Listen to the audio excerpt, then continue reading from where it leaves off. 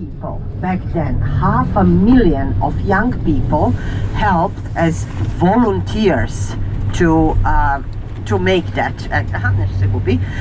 The young people helped as volunteers to make the new city. It was a new hope.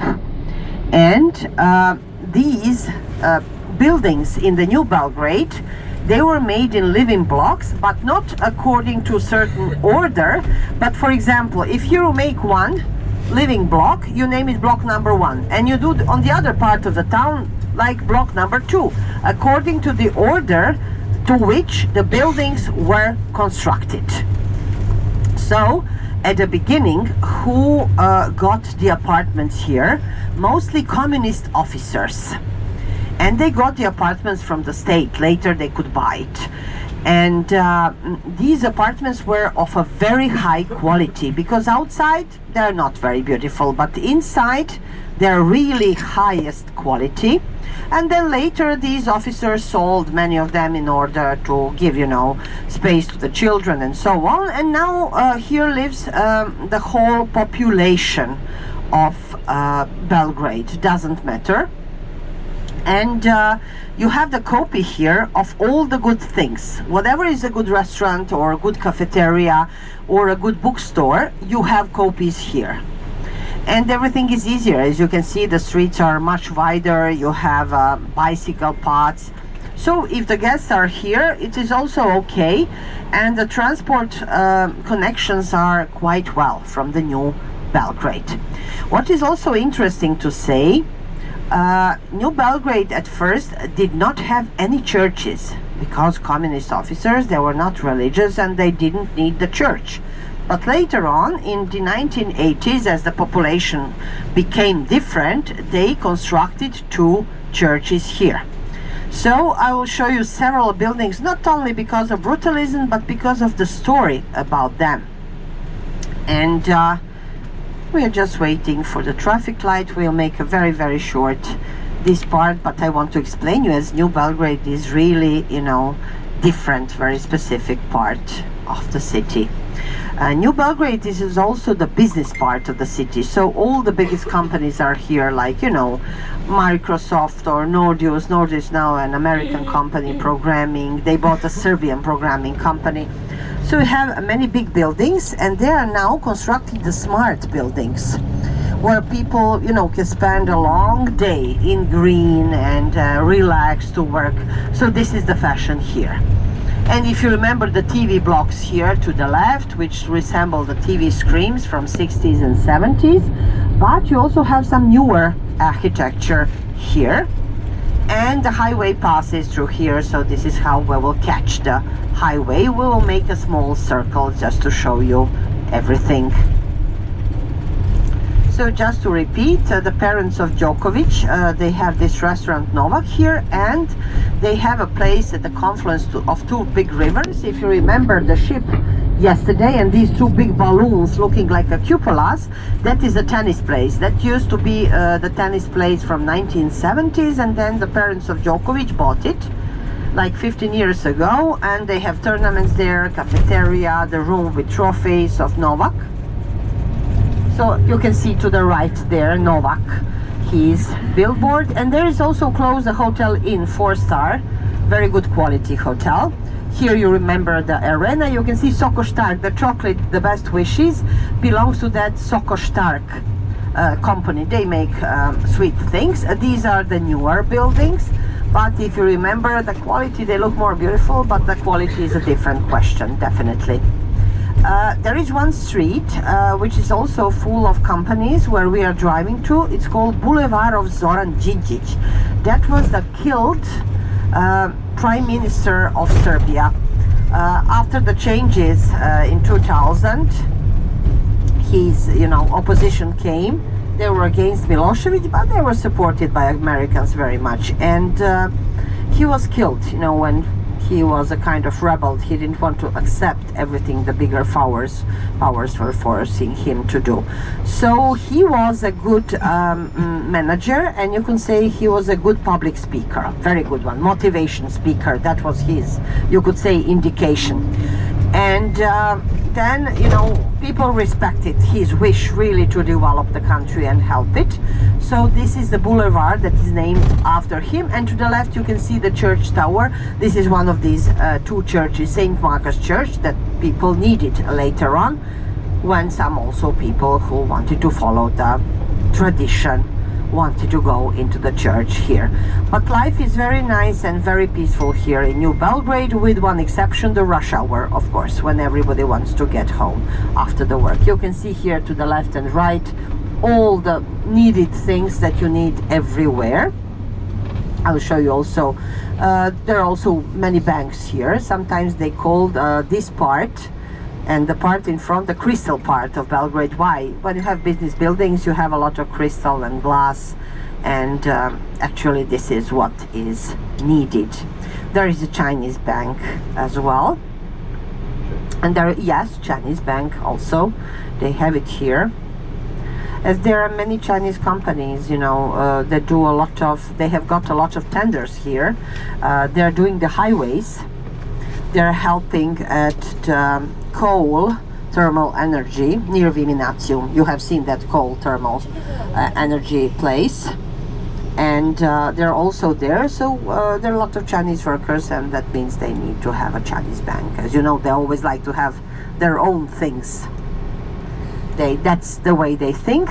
This architecture to the right, also some apartments, newer ones, you can immediately see, because they tried to break this monotony of New Belgrade and to put some new colors. But definitely the architecture from the, you know, you have like two kinds of high quality architecture here. 1930s, because the walls were really, you know, very, very big, which is good in summer when you have a heat. And these are, you know, houses that usually have some ovens, which is also good now when you don't have some heating systems or whatever that will help. And 1960s and 70s, 10s and 20s, okay, not so. They need a lot of reconstruction. It was a different kind of construction, definitely. Do you have natural gas in here? We have, but not much. Not enough, so that means we need to import it. But what we have 126 rivers, so we have these hydro energy systems. 76 rivers are big and medium big rivers. So for heating the apartments, what do They use gas, and they use also coal energy. I know in Western Europe they insist that that should stop, but you see in this situation that is very helpful for us. So you must have plan B and plan C, and that's it.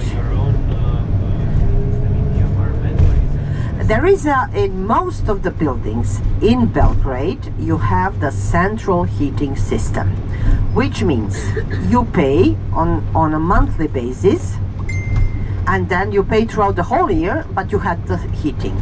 But for example, now on Tuesday the heating is beginning. Previously they began in the 15th of October, and sometimes it happened that, you know, it's very hot and they still heat, which is stupidity. But now they're trying to save, which is, saving is good, thinking about that. You have here to the right, if you remember, the Sava Congress Center, and in front of us you can see these green glass buildings, most of which are business buildings. Only the Crown Plaza Hotel in front of us across, and there is Hyatt Regency Hotel. So if you come on business purpose, then these hotels are, you know, you could say ideal here, because the connections with the downtown are very good, or you could go in like 10 minutes and cross the bridge, if the weather is nice, of course. And there are generally good connections, but just think of this rush hour, when for up to 2 hours it could be crowded. And now you will see two towers. On one it says Microsoft to the right. This one is new, 4 years old, but look at this one in front of us, the green one. It is not very beautiful. It is a typical example of brutalism, but there is quite a story about it. First, look at one line in the upper part of this building. You see, the building was constructed in the beginning of 1960s, and they wanted that purpose to serve as a building of the Central Committee of the Communist Party. So the architects, because it was a swamp and there was a sand, were thinking of a possible earthquake, and they made the fundaments particularly strong, which showed to be very good later on. And then the building served during the 1960s and 70s as the central committee of the Communist Party, but during the 1980s it became a business space. And it was a prestige thing to have a business space there, definitely. Ušće is the name, Ušće 1. Now this other palace, which is much younger, is Ušće 2, which has a Microsoft on it. And during the 1999 NATO bombing, this building was bombed twice, but never destroyed because the fundaments were so strong. You see, the architect did not think of bombing, but they did a good thing. And you see this line up above. After the NATO bombing, the building was reconstructed and 4 more floors were added. So the building is 141 meters high, and it used to be for quite a while the highest building in Belgrade, but 4 years ago they made this other Ušće Confluence 2 building. You have this shopping center here, and then they're now constructing this tower Belgrade. So this is a story, not only brutalism, but you know, quite a story about this building. And now, yesterday you were too tired for me to tell you that this boulevard, which we are going to drive, is called the Boulevard of Nikola Tesla. You recognize perhaps the Park of the Friendship. And now I would like to show you a couple of more things, and then we drive immediately to the airport. First of all, about the Hotel Yugoslavia. You know that it was also bombed during the NATO bombings, that it was a luxury. Tito with his wife Jovanka, they used to celebrate the New Year's Eve during the 1970s, and it was a prestige thing, you know, always on TV they showed, oh, the New Year Eve was celebrated. You saw Tito dancing with Jovanka, dressed, you know, high-class dress, whatever. And also when Richard Barton was acting Tito in the movie, which was paid by former Yugoslavia, the Battle of Neretva, Richard Barton and Elizabeth Taylor stayed in this hotel, as that was the best hotel back then. And they say that Richard Barton was so drunk that they had to synchronize him, like speaking like Tito, and when he was needed to act, he would just stand up and say something like because he was totally drunk, you know, like frozen drunk. And it was synchronized, and it looked like Tito was saying something in a very wise manner. And meanwhile, Tito was spending time with Elizabeth Taylor. Remember, he was a womanizer. Also, the same happened when Sofia Loren was visiting ex-Yugoslavia island Brijuni in Croatia. Tito waited for Carlo Ponti and Sofia Loren, and he spent a lot of time. He cooked together with Sofia Loren. Remember, he was never afraid of beautiful women. That was his motto. This building we see from the back. It is the Palace Serbia, and we will see it from the frontal part, because the frontal part is where the politicians from all over the world are greeted. The building is also example of brutalism from 1960s, but inside they have 9 very beautiful saloons, you know, decorated really lovely, with very stylish. And this used to be the executive council of the former country of Yugoslavia. Now it is called the Palace Serbia. Whenever some important politician comes, our president waits for him on a red carpet. I will show you this part. You recognize now this is Danube, and you recognize behind the river, this green area is the big war island. And now I will show you 2 more things. We are practically turning, so don't worry, you'll be a little bit earlier at the airport. I will show you the place where former Chinese embassy was. It was also bombed 1999 during the NATO bombings, and there is a memory. And each Chinese group that comes to Belgrade, but really each, comes and asks to come in front of this, you know, memorial stone, and they make 3 times above. This is typical for Chinese people. And on the place of former Chinese embassy that was bombed by NATO, they constructed this Chinese cultural center, the biggest one in Europe, dedicated to Confucius. Now please closely look to the right. At one point I will show you this stone with the flowers and everything. If you look closer to the right, where people are standing, Chinese people, look where they are standing. This is that board that shows you that stone memorial one. Each Chinese group comes and makes 3 times a bow. And then here you will see the statue of Confucius. They call him Kuzu in Chinese, their wise man, prophet. And to the right hand side you can see the biggest Chinese cultural center, 4,200 meters, square meters has this. So this was their intention, basically.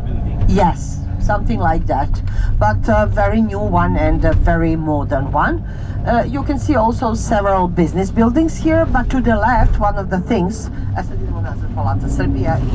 of the things that I would like to show you is this so-called U Business Center, as it was made during the former Yugoslavia times. You have 200 different companies inside. You will see it's a big complex. Sometimes it's like a labyrinth, so if I go to the travel agency, I'll always have a problem to see where they are because it's complicated and they get out to wait for the guides. So this is a U Business Center. All kinds of companies, including travel agencies. Many travel agencies have offices in many parts of the town, so they have these branch offices. And straight ahead there is a way which leads towards the faculty of acting. So the faculties are scattered around, basically. And you can see. Yes. Yes. How many Chinese people live in? I had, you see, what I had as an information before Corona was like 25,000 people. Oh. They have a lot of in Belgrade only.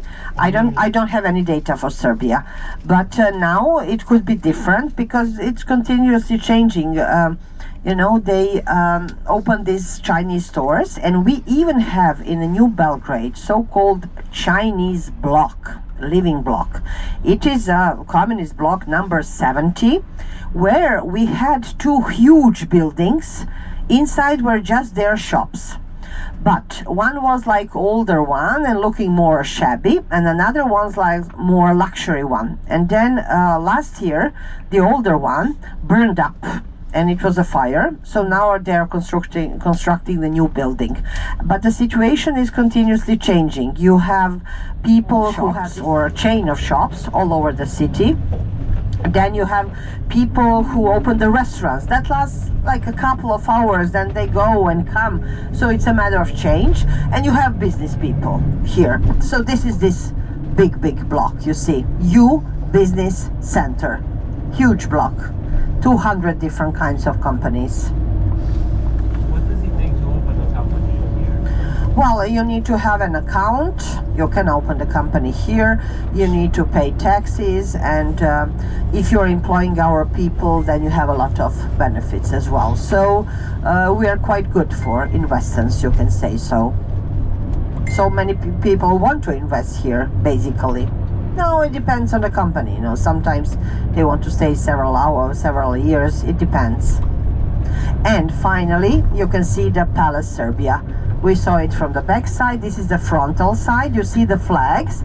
Where you can see the flags, there is a fountain during the summer, and they put the red carpet from here, from the street, basically, to the main entrance. So from outside, it's neither beautiful, but it's not ugly. You cannot say it's ugly, but inside, believe me, there are many very beautiful saloons. Sometimes when they have some, you know, negotiations, they ask us guides to come after the negotiations, after the meeting, and do the guiding of the inside of that building, and then continue with other guiding. So inside you have these, you know, really beautifully decorated spaces.